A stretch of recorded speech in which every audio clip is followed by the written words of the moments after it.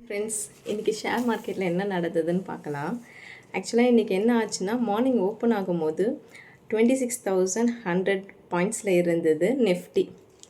அதுக்கப்புறம் பார்த்திங்கன்னா கொஞ்சம் கொஞ்சமாக இறங்கி இறங்கி இறங்கி ஆல்மோஸ்ட் 263 பாயிண்ட்ஸ் டவுன் ஆகி 25,876 முடிஞ்சிருக்கு. அதாவது 25,876.85 முடிஞ்சிருக்கு. ஆல்மோஸ்ட் 1% லாஸில் முடிஞ்சிருக்குது.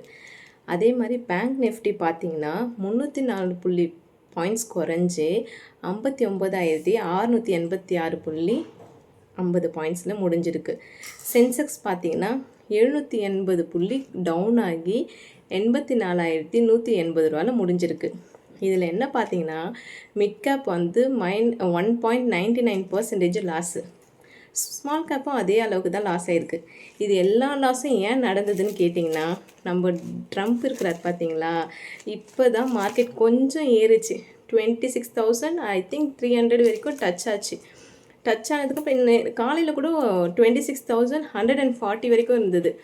பார்த்தீங்கன்னா கடன்னு இறங்கிடுச்சுங்க. நியூஸ் செக் பண்ணி பார்த்தா ட்ரம்ப் வந்து 500% வந்து நம்ம இந்தியா மேலே டேக்ஸ் இந்தியான்னு சொல்லலை பர்டிகுலராக. அதாவது என்ன மென்ஷன் பண்ணிக்கிறாருன்னா, ரஷ்யா கிட்ட ஆயில் வாங்குகிற எல்லா கண்ட்ரிஸ்க்குமே 500% வரி ஏற்றப்படும் சொல்லிட்டு அனௌன்ஸ் பண்ணியிருக்கிறாரு. இது தாங்க காரணம். இன்றைக்கி மார்க்கெட் ஃபுல்லாக டவுன் ஆனது காரணமே இது தாங்க. அதோட இன்னொரு குட் நியூஸும் இருக்குது.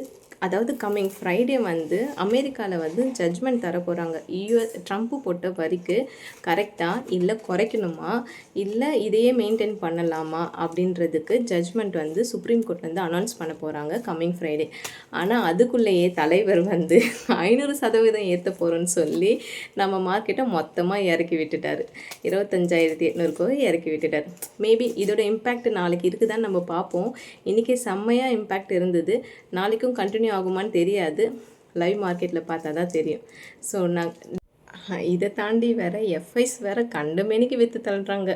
அதாவது ஃபாரின் இன்ஸ்டிடியூஷனல் இன்வெஸ்டர்ஸ் அவங்க இஷ்டத்துக்கு விற்றுட்டு இருக்கிறாங்க. இந்த நியூஸ் வேறு தெரிஞ்சிருச்சா, இன்னும் எவ்வளோ விற்று முடிச்சிருக்கிறாங்கன்னு சொல்லிட்டு இன்னும் டேட்டா அப்டேட் ஆகலை. ஆஃப்டர் 6 or 7 o'clock மேலே அப்டேட் ஆகும்.